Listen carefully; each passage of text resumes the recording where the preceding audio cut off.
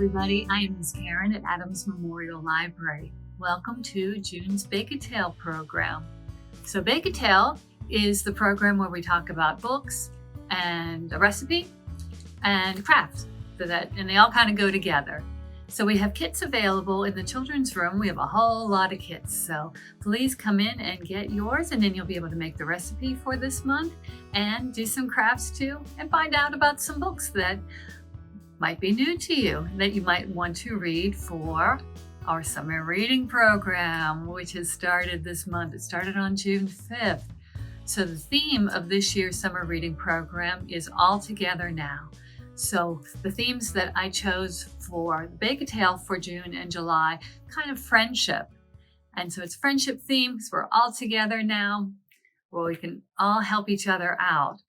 And if you looked at our summer reading calendar and read it very well, you would see that June was supposed to be friendship bread, but I kind of messed up and I forgot that to make friendship bread, you have to have a starter that you need well before you make the bread. And so I had to swap it. So June, because I didn't have the starter ready yet. So June is friendship cookies and July will be friendship bread. So if you're really into finding out about friendship bread, you'll have to watch again in July, and I hope you will. But this month's recipe is friendship cookies.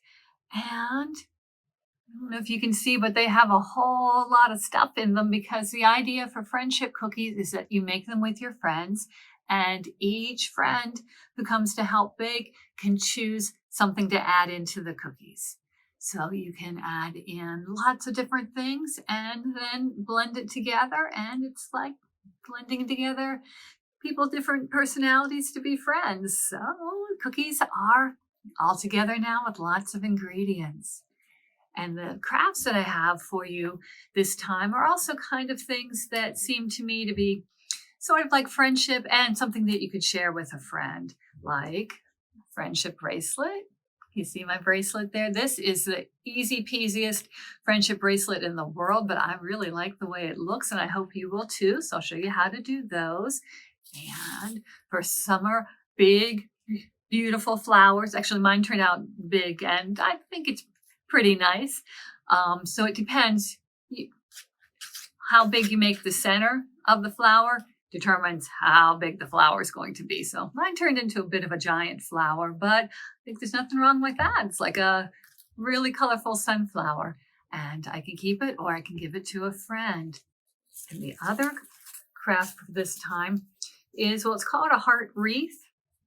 Can you see it's made with different paper hearts, but I don't know if it's exactly wreath shape, but I still think it's kind of pretty. And you could share this with someone you love too, if you would like. And the books I have to tell you about this time are all about friendship too. And two of them are about the fun that comes with making new friends. And one of them is about the joy of having a longtime friend who you know really, really well. So the stories are How to Two by David Soman,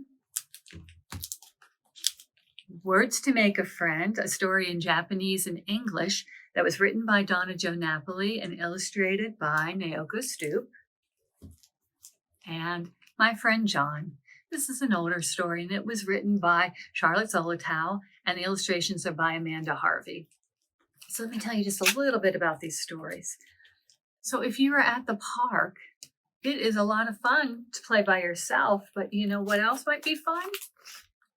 Playing with other people too. So there's a boy at the park and he's playing on the slide, and it is a lot of fun to play by yourself on the slide.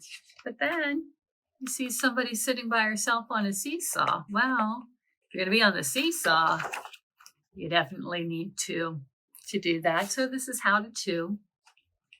You have to have two friends to ride the seesaw. And if you want to jump rope, you might have to three. You might need two friends to twirl the rope and another friend to jump. If you want to play Foursquare, you're going to find a fourth friend, and so on. So you can see how much fun you have as a group. And it's fun to make new friends at the park or anywhere. Now, this one it's kind of even harder to make a new friend if you don't speak the same language, but it is still possible. You can see it's very snowy because a new family moved in winter in this story. And they moved into, a mother and a daughter moved into a house where there's another mother and daughter. And the girl who already lived there went out to play in the snow. The new girl who just moved in thinks maybe she would like to go play in the snow too. So she has to unpack her warm clothes and her boots and her hat and her scarf, and she goes out to she's going to be brave enough to talk to a new friend. Yes, the friend says hello. And this girl who speaks Japanese says konnichiwa, means hello in Japanese. And then they decide, let's play. And so all the things they do together, they make actually a snow Godzilla. But they tell each other the words in English and the words in Japanese. So they're becoming friends and they're learning too. So that is a lot of fun. But this last story, My Friend John, is about two friends who have been friends for a very long time. And the narrator says, I know everything about John and he knows everything about me. We know where the secret places are in each other's houses. And we know that my mother cooks better, but his father tells better jokes. You know, lots of stuff about each other.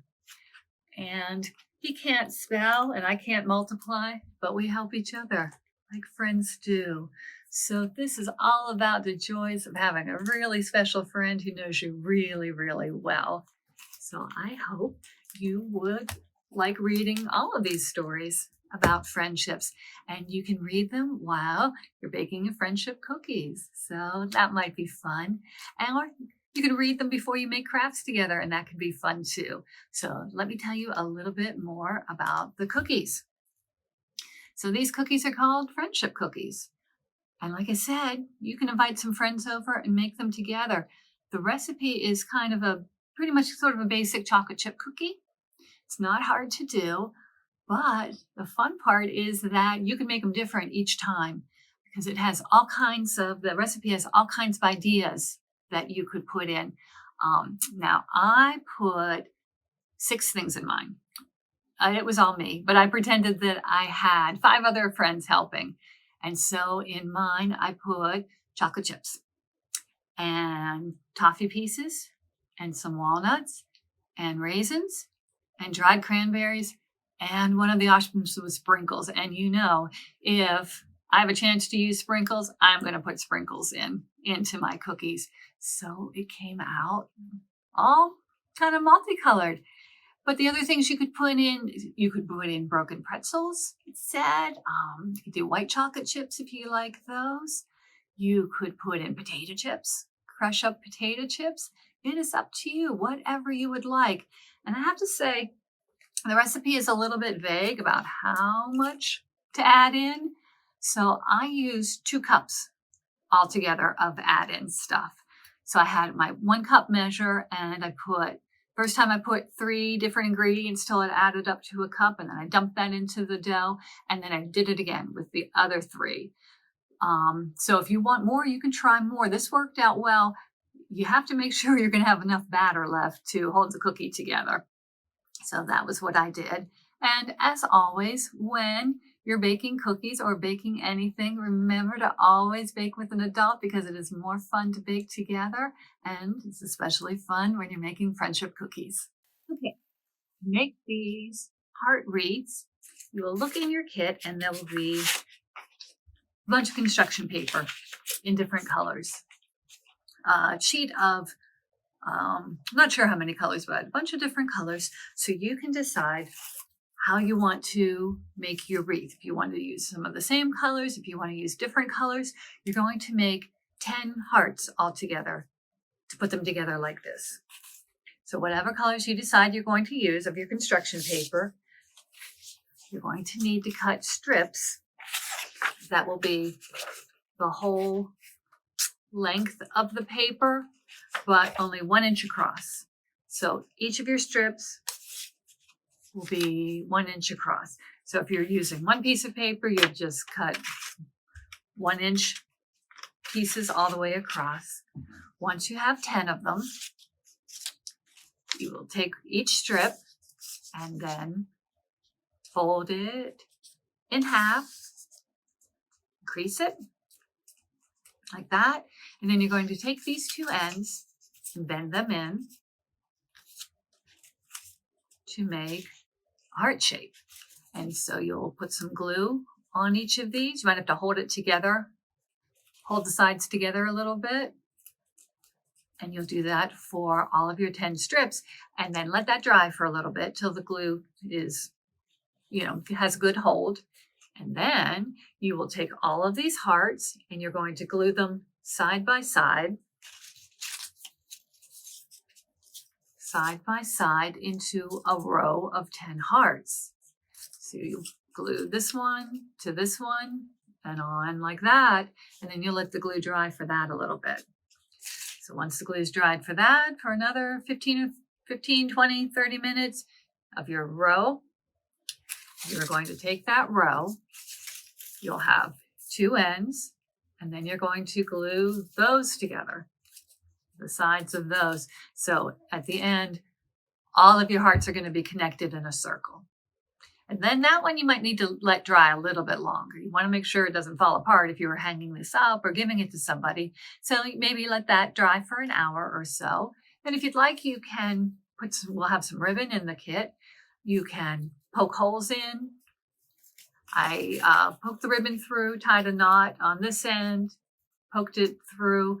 On the picture, it looked like there were two in the middle, and then they put the holes on the two next to that. So there were two hearts in between the ones that had the holes.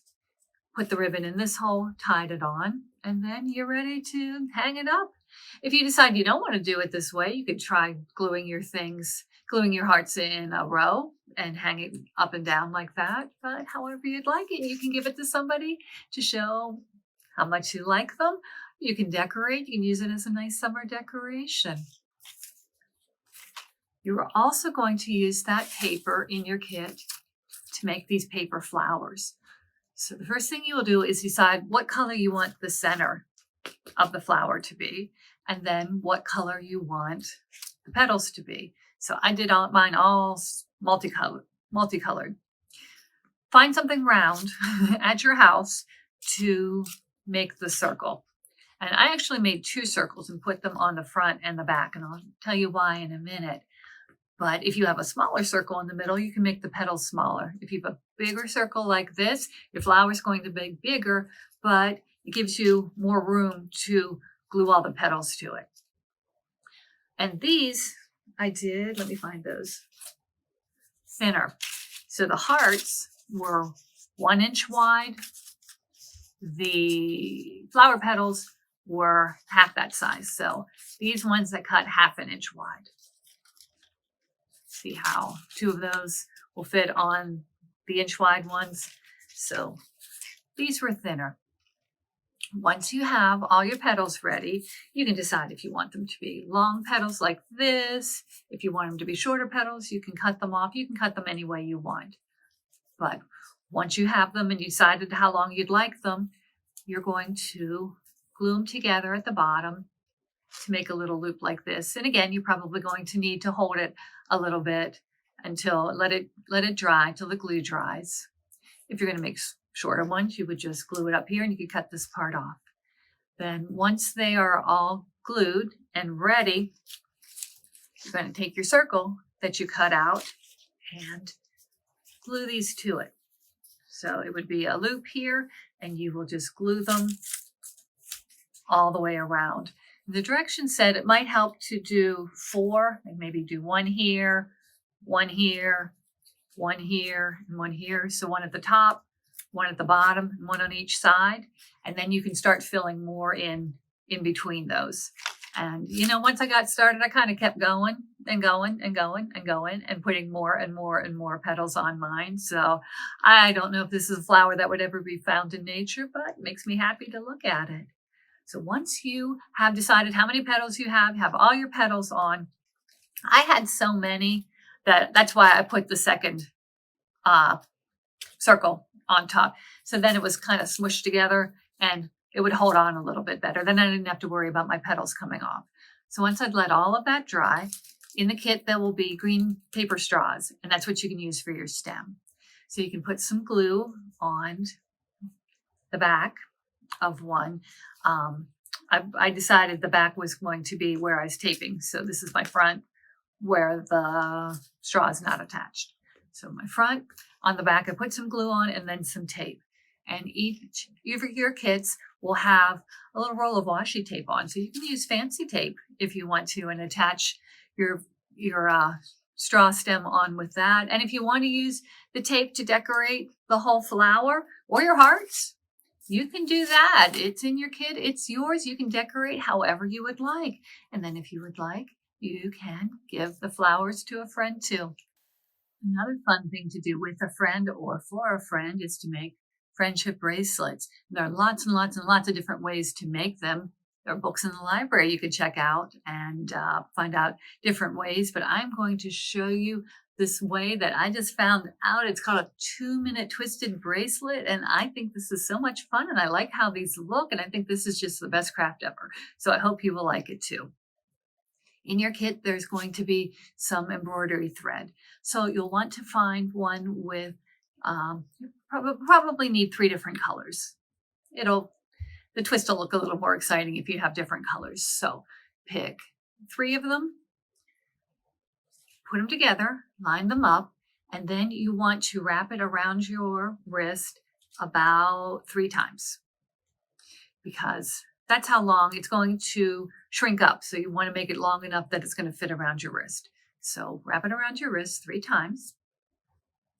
And then that's how long you can cut it off. That's how long you're going to need. You can always leave it longer and then cut some of the end off later if you would like. Then you're going to put a knot in one end, knot them together like that, make a loop, put it through, knot them together, and then it'll probably be easiest if you tape the side with the knot down on the table, and that way it won't move when you're trying to do this. But I'm going to show you what you'll do. So I'm going to hold it. So pretend that this is the part that's attached to the table. You're going to take the other side and start to twist it, and you just keep twisting and twisting and twisting and twisting and twisting. Do you see how it's making these sort of stripes in it? You're going to keep twisting it until right now those stripes look like they're at kind of an angle. If you twist it tight enough, it's going to look like those stripes are almost going to go horizontally across in a row. There, you see how that's twisted a little bit more?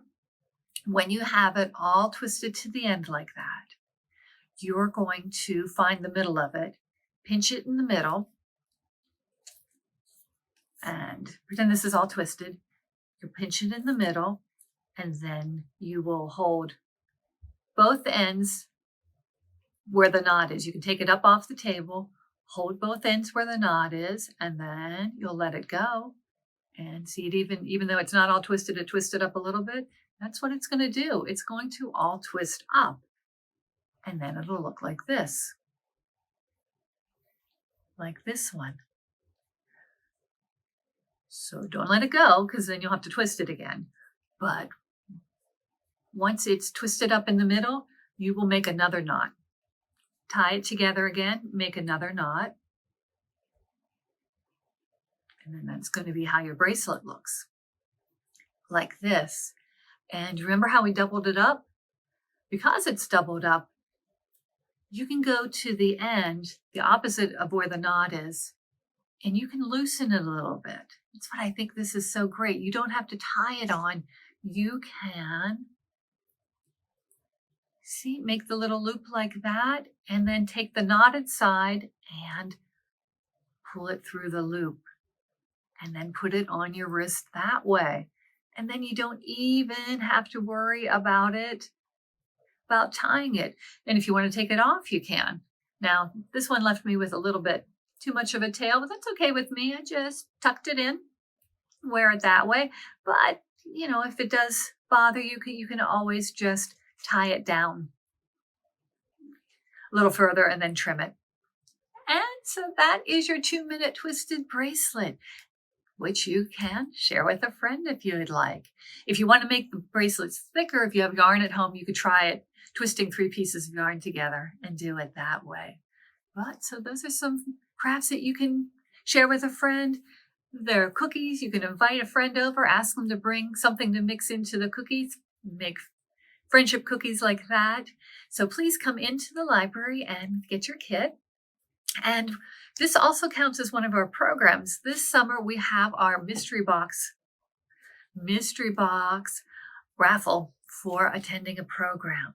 So if you have watched this program, if you've watched Bake a Tale, you can bring in a picture of one of the crafts you made, or if you make the friendship cookies, bring that in. And then we'll give you a ticket to put into the raffle for the mystery prize. It's a very nice prize, I have to tell you. Can't tell you what it is, but it'll be good. It's a gift card. There's some other stuff in it. So friends, come to the library, pick up your kids, and make sure you join the summer reading program. So I hope to see you at the library soon, friends. And then I'll see you next month when we'll make friendship bread. So thank you very much for watching, and I'll see you next time. Thanks, friends. Bye-bye.